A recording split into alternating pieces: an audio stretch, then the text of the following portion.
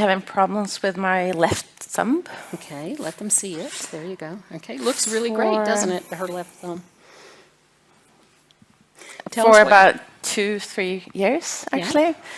But in January, February, I think, so on, I can't remember if I was skiing or something, but my thumbs, the pain increased.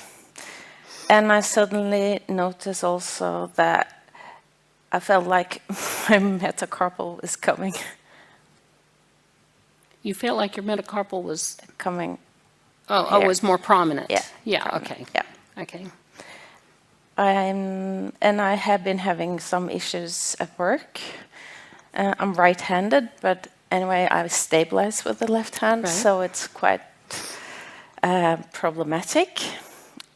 I have been trying to use the push, and I feel it's okay, but my thumb is getting tired after some hours, and a colleague of mine made gauntlet splint for immobilize the MCP as well. Yeah. And when do you wear that? Stabilize the MCP. When do you wear that versus the push? I don't quite understand. You made a gauntlet. Yes. And when do you wear that versus the push? Less pain with the gauntlet. Okay, I'm so sorry. I'm confused. Okay. You said you wore the push brace, and you said that helped, but your thumb gets tired in it? Mm-hmm. And then you put on the gauntlet? Just to try difference. In some situation, I think the push is better, and in other situation, I feel like I need some stabilizing here on the volar side of my MCP. On the volar side of your MCP. Okay, all right. Well, let's look first at her joints. Okay. Now, you're seeing a lot of skin move, but I'm getting a nice firm stop right there. So she's really not terribly loosey-goosey. That's in the radial aspect. And even the dorsal. She's like a rock there. So that's not your problem. Let's look at your MP joint.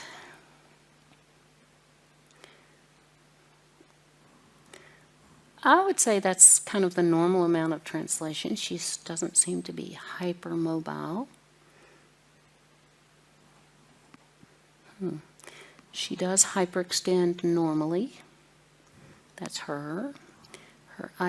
And she hyperextends at the IP joint. But you're not. Okay, so she has reasonable. Now her MP joint's a little laxer there. Does that hurt? Mm-hmm.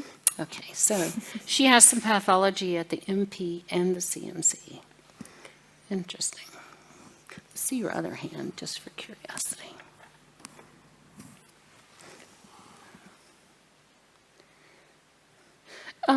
Do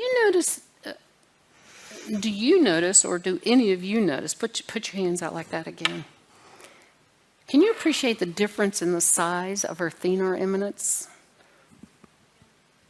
on her left hand versus her right?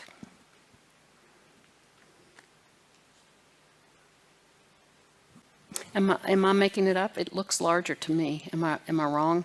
We have no way of measuring it. It looks like you have really well-developed thenar muscles here.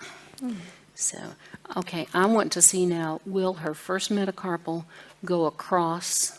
And yes, it easily goes across. See how far I can get it across that second metacarpal? You have to pretend you know where it is. Okay, let's watch you tear paper, if we may. Okay. And keep this hand, this is your pathological hand, keep it still, and tear with the right. And try to stay in there. Yeah, okay, it's fine.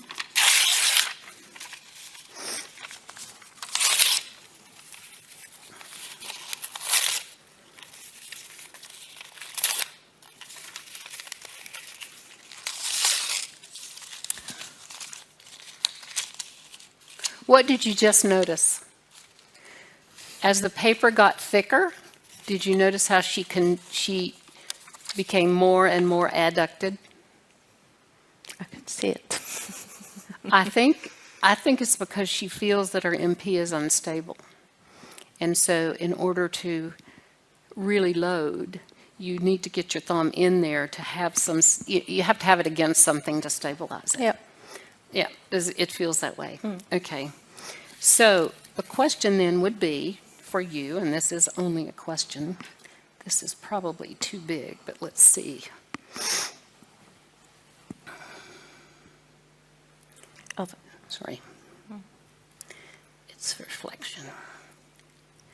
That probably will not, that's too big, so that won't do anything for you.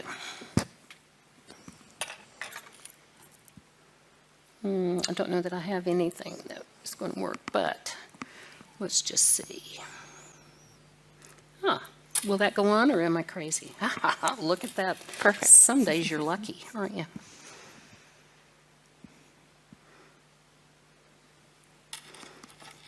I don't think, you can just leave that there. Okay. Let's have you tear paper with that on, and I might just, let's tape that down, I think, so that we can get a good evaluation, because that strap is not the right length.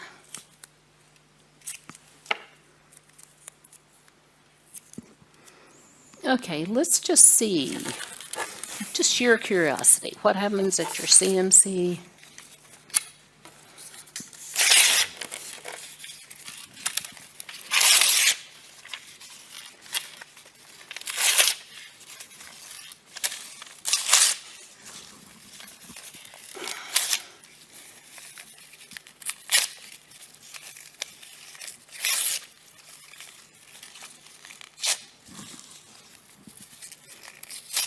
Can you tell any difference? It's still painful. But I I would- feel more, You feel more secure? yeah. Let's see if preventing your IP extension, see if that fits, or is that too small? I've got a large. I feel stronger. Did you say that louder? I feel stronger. Now, this is not ideal because it does not flex her very much, okay? And were we to give her something where she was slightly more flexed, I think she'd be even stronger. Isn't this a hoot? So I would really, are you hurting at your CMC joint? Yes. Okay, so maybe what you need is the push and the IP together. Let's put them on, okay? Are you a size 2, do you Yep. know? Okay. Now, before you put it on, make sure this is open, because I want to squeeze it on her to fit her, not the previous person. Okay. All the way down. Snug, but not terribly tight. And then, to save my joints, I do that. Smart. Yeah, okay. That doesn't, we could fit you a little bit better, but let's try it out. Does that feel good? Yeah. Okay, now try the paper, see if that's any different.